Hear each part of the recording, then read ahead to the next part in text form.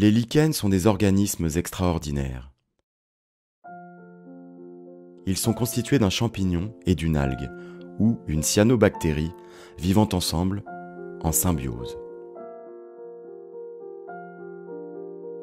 Le champignon permet au lichen d'être fixé à un support, comme un rocher, un tronc d'arbre ou même le sol. Il protège l'algue des agressions extérieures, comme le rayonnement du soleil, le dessèchement ou les prédateurs. Il capte l'eau et les minéraux dans l'atmosphère, le brouillard, la pluie ou la neige. Les algues apportent aux champignons les sucres et nutriments issus de la photosynthèse. Perméables à l'eau, les lichens sont très exposés à la pollution atmosphérique.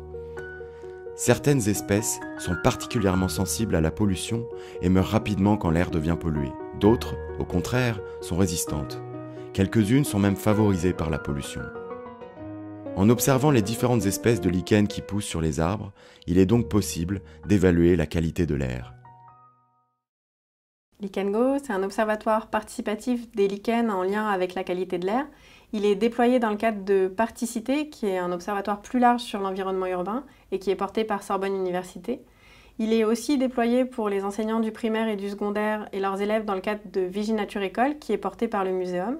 Et on a un troisième partenaire qui est Tela Botanica, le réseau des botanistes francophones amateurs, qui nous a aidés à développer des outils d'animation de la communauté de participants et surtout des outils de saisie de données.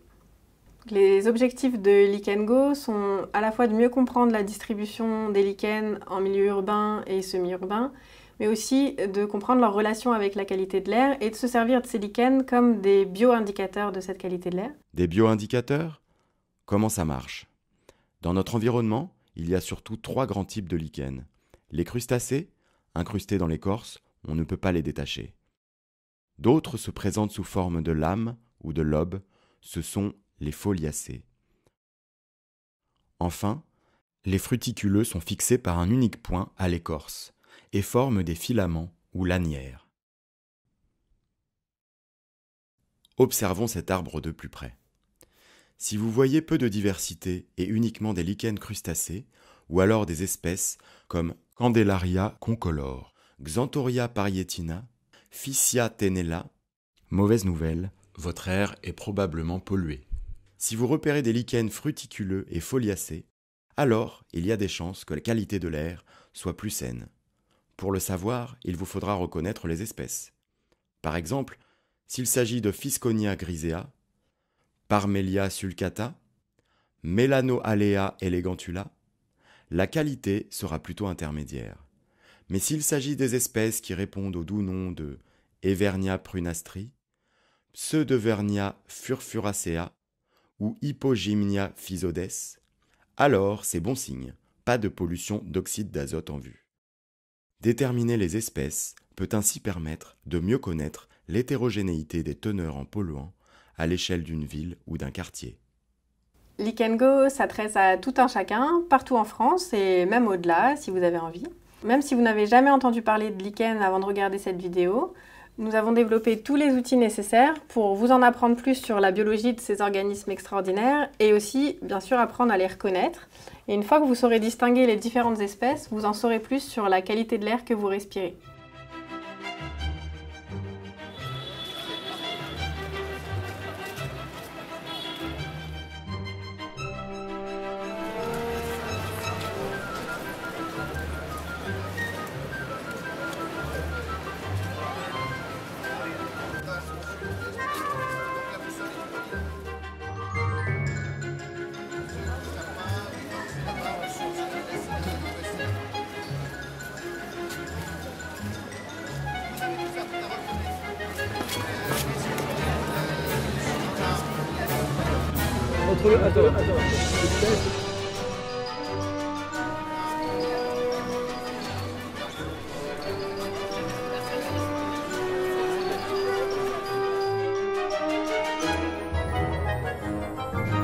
Alors en premier on regarde, on choisit un lichen dans l'ensemble du carré, on en choisit un seul.